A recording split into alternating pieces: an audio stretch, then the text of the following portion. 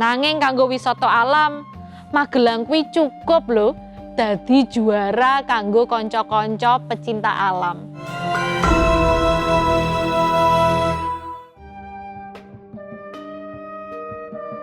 Iku mau ceritane. Gerakane mubeng kaya gelang. Tak tutupno ya. Kisah Pangeran Purbaya nglawan Raja Jin Sonta. Iki sing dadi legenda asal mulane kutha Magelang. Nanging ora mung saka cerita rakyate ae sing menarik. Saka segi sejarah, asal mulane kutha Magelang uga menarik banget kanggo awake dhewe ngerteni ya lur.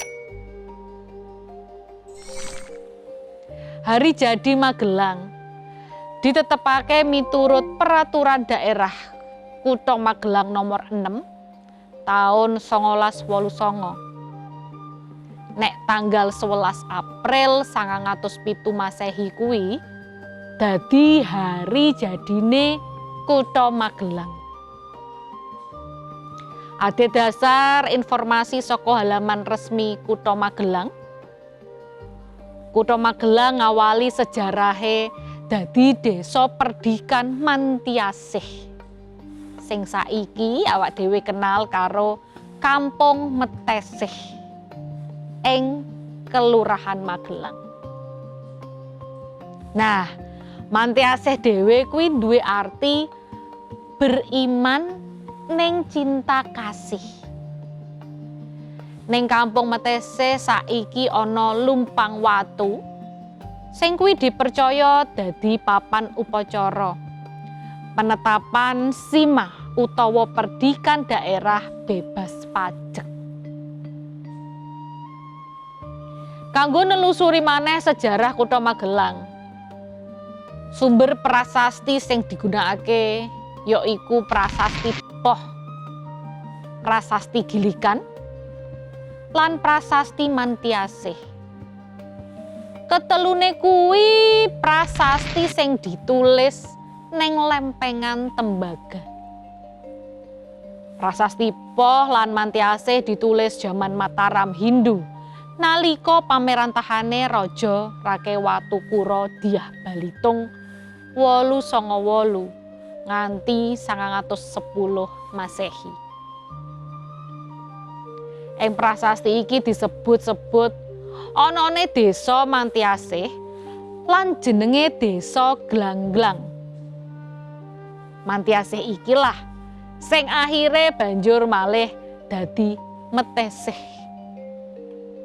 Dene Glanglang akhire malih dadi Magelang. Ing prasasti Mantiasih isine antara liya penyebutan jeneng Raja Rakewatukura Dyah Balitung. Ing prasasti iki disebut uga Desa Mantiasih sing ditetepake Sri Maharaja Rakewatukura Dyah Balitung dadi desa perdikan utawa daerah bebas pajak sing dipimpin pejabate patih. Uga disebut-sebut Gunung Susundara lan Wukir Sumbing sing saiki awak dhewe kenal karo Gunung Sindoro lan Gunung Sumbing.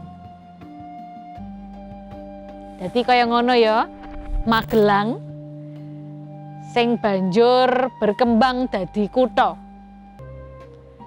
Terus dadi ibu kutha Karesidenan Kedu lan uga tau dadi ibu kutha Kabupaten Magelang.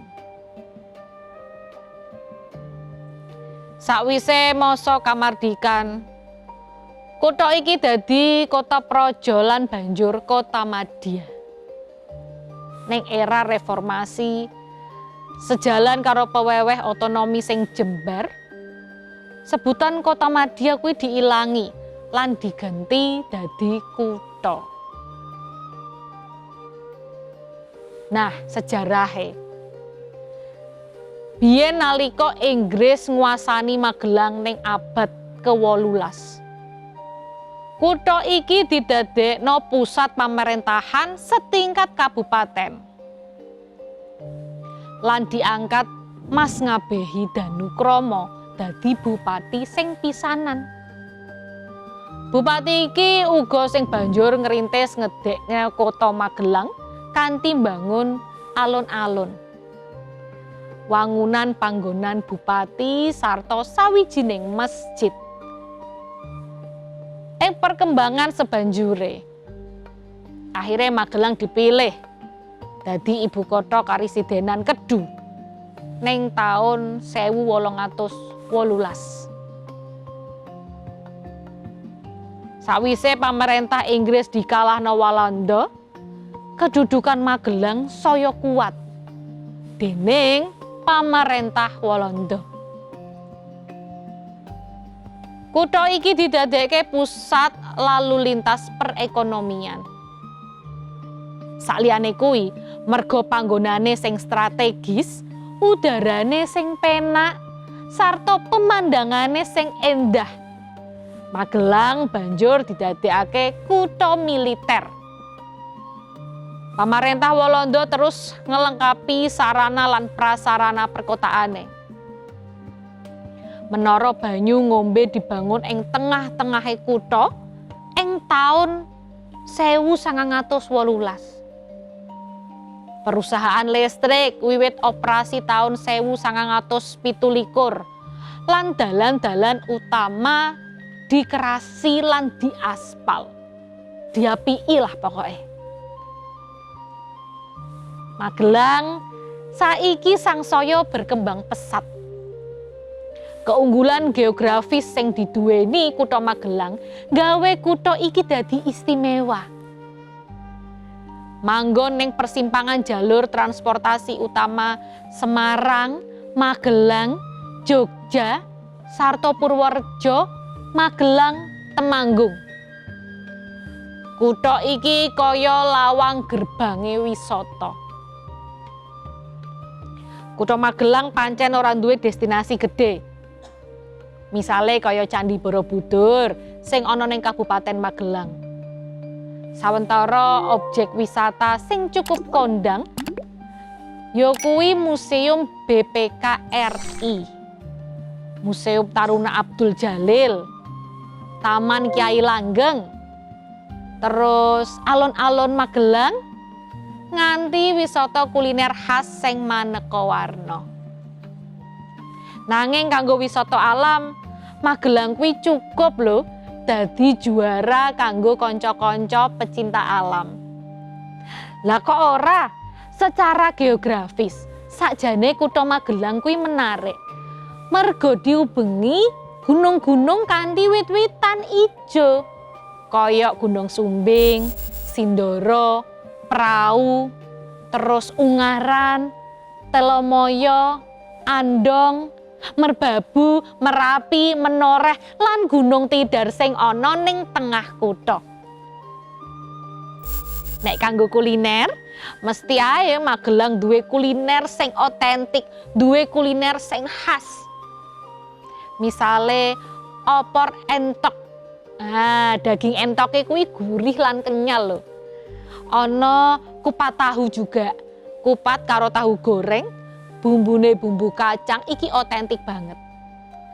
Terus mangut beong utawa sup ikan beong pedes sing nganggo santen. Wih, enak banget. Ana sop apa maneh ya? Ana sop kacang abang. Lan kuliner tradisional kaya gethuk sing digawe saka pohung. Terus yangko. Wah, yangko kuwi kue kenyal sing isine kacang. Enak-enak ya panganane. Sejarahnya juga menarik. Jebule asal mulane saka kutha Magelang kuwi ya. Nah, Lur, pesan moral utama sing saka cerita rakyat Magelang kuwi ya. Perang Purbaya lan Raja Jinsonta yaiku pentinge keberanian, kecerdasan, tanggung jawab anggone awak dhewe mimpin lan yo ngelindungi masyarakat. Piye? Wis ngerti ceritane? Ancen saben pojokan lemah Nusantara kuwi nyimpen cerita sing ngenteni kanggo ditemokake. Senadyan ning legenda sing diceritakake kanthi lisan utawane ing tilas sejarah sing isih ana nganti saiki. Kabeh kuwi dadi potongan cerita sing bentuk jati diri awake dhewe saiki. Mugi-mugi iso dingerteni. Ya wis nek ngono, aku tak dolanan sik yo. Pamit sisan. Sok ketemu neh ning asal mulane sak banjure. Ning ngendi ae saben cerita kuwi mesti ana wiwitane. Mbak Sela pamit rumiyin. Bareng. Angkliak numpak prau layar ing dina Minggu ke pariwisata.